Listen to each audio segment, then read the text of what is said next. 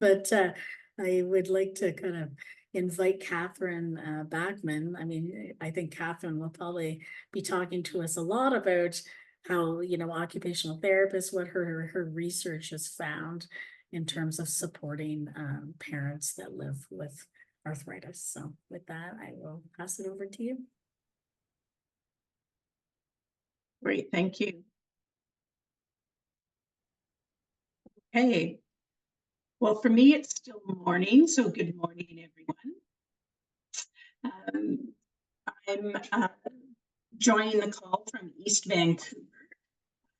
This is located on the ancestral, traditional, and unceded territories of the Coast Salish peoples, including the Musqueam, Squamish, and Tsleil-Waututh, who have been caretakers of this land for. And the area where my house is has been most commonly associated with the Tsleil-Waututh, or what used to be called the Burrard Band and People Waters here. As Lori introduced me, I'm Professor Emeritus, which just means I'm old. I retired recently from the University of British Columbia about this time last year. I've been at UBC as an educator and researcher for about 37 years. I've been an occupational therapist for 43 years.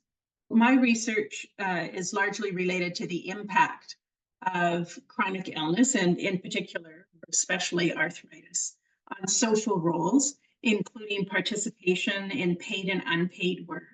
And unpaid work being things like parenting, so the topic of today, household work and volunteering. And so I'm going to do a very informal presentation that draws on the collective group of research projects. So I'll share a few things that have been learned in research with parents who have inflammatory types of arthritis, like rheumatoid arthritis, ankylosing spondylitis, psoriatic arthritis, juvenile arthritis, and lupus being the most common participants. So the biggest good news message out of this collection of research relates to the doing of parenting tasks and the being or identity as a parent. So overall, parents with arthritis report more difficulties with parenting tasks than parents without arthritis. And this is usually due to symptoms like pain and fatigue, decreased mobility, decreased mood. But parents with arthritis compared to those without arthritis report a similar sense of satisfaction or joy as parenting, as parents, a similar sense of competency and identity of being an involved, nurturing, competent, satisfied, joyful parent. And this seems to hold true for both mothers and fathers. So on to, the reason that this is important to understand is that many people with chronic autoimmune diseases like inflammatory types of arthritis have been advised not to become a parent. They've been, the decision about parenting is often questioned. And I think that people who are giving this kind of advice need to be fully aware of the parenting experiences of people with and without inflammatory types of arthritis or chronic diseases, in order to give understand more appropriately what's involved in the decision making to become a parent. So on to the next slide then. So generally, inflammatory types of arthritis do create havoc in people's lives. They create uncertainty, or usually related to the unpredictable symptoms of arthritis, with disruptions in day-to-day activities like employment, parenting, and leisure activities. It takes some time to get symptoms under control, or takes a while to learn how to be flexible with the ups and downs of arthritis. And this has colloquially been described as having good days, bad days, and worse days. The uncertainty arises because it's not always possible to predict if a day or a week or a month is going to be good, bad, or worse. In one of our studies with mothers with inflammatory types of arthritis, this uncertainty was described as sometimes I can, sometimes I can't. They had ways of figuring things out they developed new habits, they changed their mindset, always trying to achieve that, being able to be the parent, do the types of things they wanted to as parents, or be the parent that they envisioned themselves or wanted to be. But sometimes the arthritis got in the way of that and they couldn't do it. An example of figuring things out is a mom who, when she was expecting her baby, she had a friend who had twins and needed a little bit of help. And this was a really symbiotic relationship, because the mom with arthritis could go and help her friend with twins and start problem solving in advance. She figured out, for example, that she wanted sleepers with zippers, not snaps or some other fastening. And so she was able to develop in advance of the birth of her own baby some strategies and ideas. She knew what kinds of clothing she wanted for her infant, and she developed different bathing strategies so she could get the equipment and supplies that she needed in advance. So she was figuring things out and how she was going to accommodate some of the tasks of parenting, or what tasks might be delegated to other people, or how to ask for help. Another mother, after a little time grieving over the loss of different activities, such as skiing with her family, she changed her mindset about how she would engage in different family-oriented leisure activities, and she started coaching. And so she talked about this as being on the sidelines, which can kind of be a negative impact of arthritis, but sometimes being on the sidelines can be exactly what you want to do at that stage of your children's lives. For example, you want them to be more independent, so coaching or cheering from the sidelines is just a shift in mindset to supporting your children in their activities, or engaging in family activities a little bit differently than before. And a third example, on her worst days, where one mom knew she wasn't going to be able to accommodate physically a lot of the things that were part of her typical day, she used to spend part of her day gathering her children and storybooks onto a big blanket. And this just became a routine way of how they shared story time. And on the blanket, they would enjoy quiet play and nurturing and napping all together. So this whole process of uncertainties and activity disruption and doing things differently has been described as influencing people's self-perceptions, their identities, or changing views of self. And this process of changing views of self, which is very productive and really helps people adapt to their new identity and develop strategies or support their sense of self-worth in different occupational roles like parenting. But the process of getting there can be somewhat stressful. So the next slide. So this stress is natural, and it actually helps us grow and develop skills. Distress is distressful, and we don't really like it, and we'd like to avoid or minimize distress and learn how to manage stress or keep it at a reasonable level. All these good days, bad days, and worse days can create strain on the body and taxes the immune system over time. So why is it important to be aware of this impact of arthritis? Well, arthritis is already an autoimmune disorder, and want to be aware of things that support a healthy immune system and minimize the impact on the immune system. Often when arthritis is not well controlled, or we're talking about bad and worse days, so there's a bit of a flare or something's happened to increase or exacerbate the different symptoms.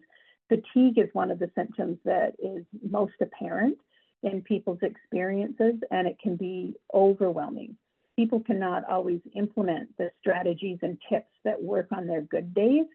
They don't have the same impact on a bad day or a worse day when different symptoms are out of control.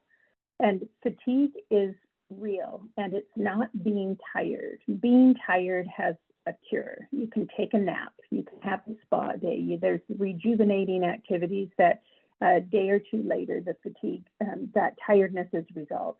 Fatigue can be unrelenting and in general, parents with inflammatory types of arthritis report much higher fatigue and much less energy than parents without arthritis. On average, about 50% more fatigue or 50% less energy. It's more than being tired. It's not a little nap or me time that, although that still might help. This persistent, overwhelming sense of fatigue really knocks people flat. Everyone adapts to it a little bit differently or carries a different load, but to really help people understand the difference between fatigue and tiredness, there's examples from some of the parents that have participated in my studies. One mom talked about how fatigue hit her while she was in an elevator and she pushed the emergency stop button and collapsed to the floor, just needed this quiet solitude to change her mindset and decide how she was going to get through her day. Somebody who's tired would not go to that extreme. So there are a few little bits and pieces about fatigue in the blog entry that I did related to this session that's on the CAPA website, so you can follow or look through a few more tips there. Everyone needs to understand their own context and apply their different strategies for managing symptoms and the demands of their particular family, children, the parenting tasks that are in front of them in order to reduce distress and balance what they need to do in a day. In Mariah's blog, she talks about 7 strategies, beginning with learning to fill your own cup first, which is a nice way to move into talking about how we balance, how do we make those choices and decisions about balancing what we do in a day. So on to the 5th slide. One of the areas that I've explored a bit in the studies that I've done with paid and unpaid work, it's looking at the balance of the different occupations or the different activities that form part of people's days and weeks. And occupational balance is a way of thinking about how to lead a more satisfying life, plan time, and in the context of competing and also complementary demands.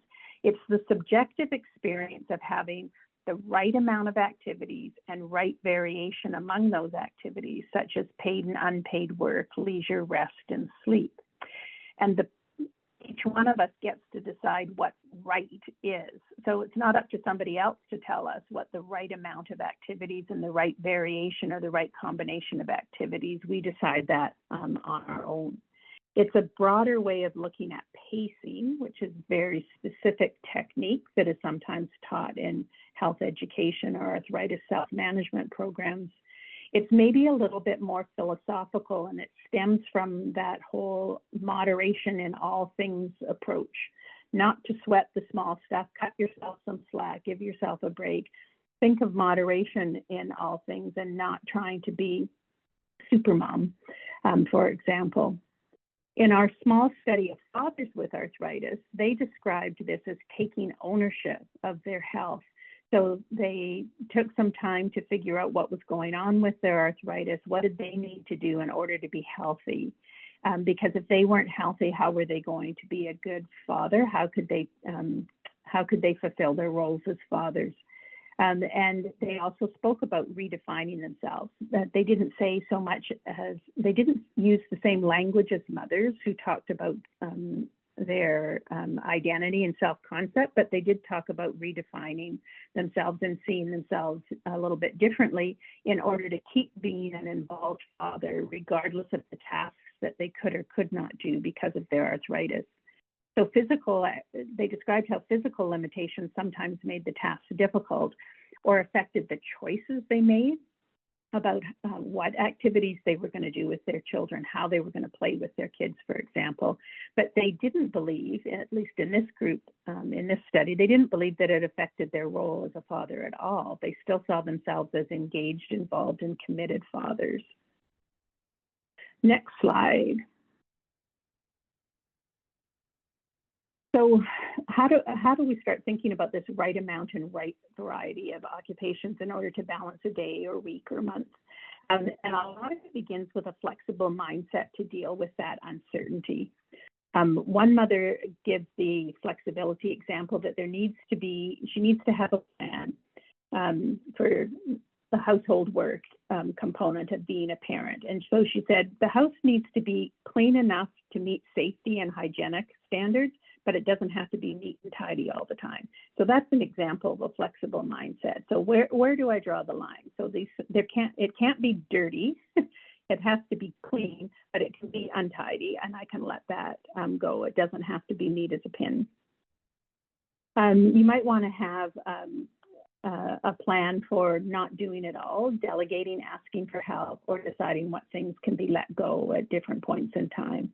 Have a variety of downtime options, both how you have downtime on your own and how you have downtime together as a family. You don't have to be scheduled all of the time, and there's a lot of pressure in society for us to be scheduled all of the time. And if the pandemic taught people one thing, it was different views on what routine and scheduling might actually look like, how well we could survive without external schedules and create our own way of managing our time.